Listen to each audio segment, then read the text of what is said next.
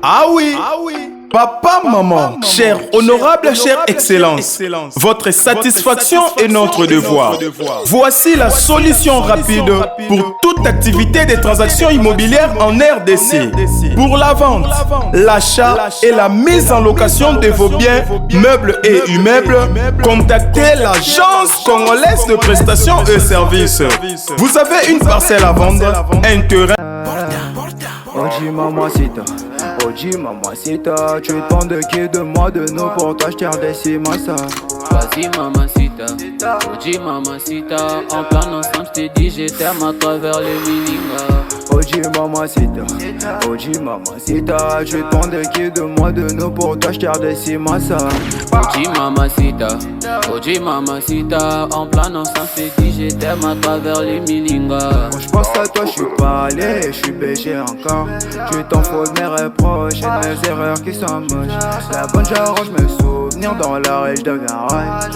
Quand je suis dans le naza na balabala mweka naye awa balabala mweka na lingwala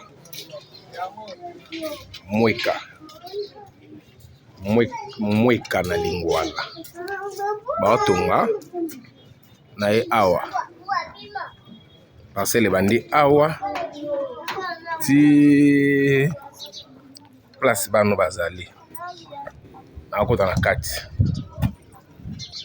chantre à l'intérieur kati yango oyo lupango nakoza ndako natala eza ndako ya 3 chambres, cuisine, 3 salles de bain na bar ya likolo, bar moko eza likolo kuna oyo nakenda na nsima na couloir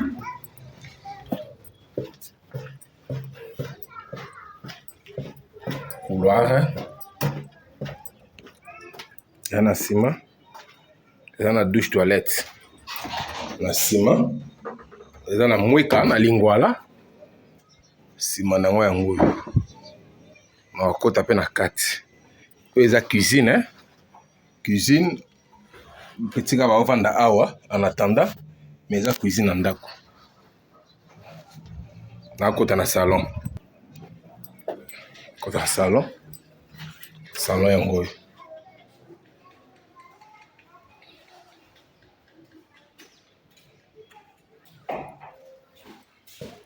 moko porte ya cuisine wana onalakisaki bino salon na matasiko likolo na escalier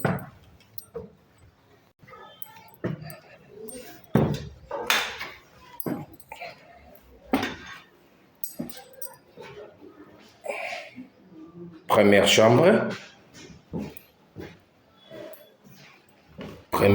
eza na salle de bain nango toilette mosusu eza na couloir na baselite oyo deuxième chambre eza kokanga troisième chambre yango oyo eza na balcon c'est fermé balcon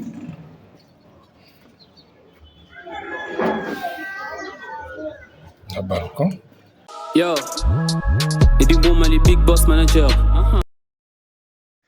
Mbote libota na ezalaka nde bino po soki bozosomba te biso mpe tokolia te ere bozosomba tozolia donc ndako oyo touti kolanda explication nango nde kaka ndeko alobi wana donc eza immeuble avec 3 chambres, salon, cuisine, 3 salles de bain, donc 2 salles de bain nde ezalaka toujours plus toilette visiter sali 3 toilettes donc toana commune ya Lingwala commune ya Lingwala bana o bandeko o balingaka Lingwala yango oyo eye donc eloko ya Lingwala yango oyo eye awa toana commune ya Lingwala emplacement ya bien avenue ya bien naza sur avant tokota bomonaki avenue donc avant ya kokota bomonaki avenue donc soki bomoni image ebimi boye eza image ya téléphone Bon comprendre toyebi nde tosalaka mais oyo eza image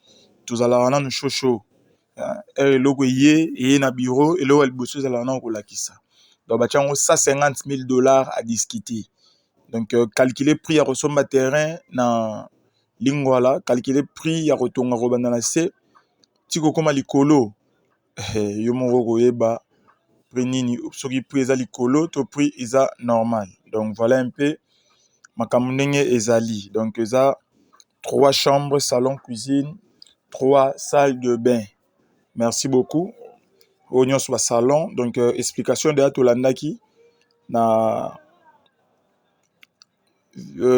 image ya liboso eza na ba explication nyonso donc oyo eza kaka systématique ya pona opesa prix donc $150,000 à discuter. Ah oui. Papa, maman, cher honorable, chère excellence, votre satisfaction est notre devoir. Voici la solution rapide pour toute activité des transactions immobilières en RDC. Pour la vente, l'achat et la mise en location de vos biens, meubles et immeubles, contactez l'agence congolaise de prestations et services. Vous avez une parcelle à vendre, un terrain, une villa, une concession à vendre partout à Kinshasa. Veuillez nous contacter. Attention, ce n'est pas fini. Vous voulez aussi acheter avec assurance et sécurité ici à Kinshasa? Veuillez nous contacter. Appelez-nous au plus 243 85 277 96 30.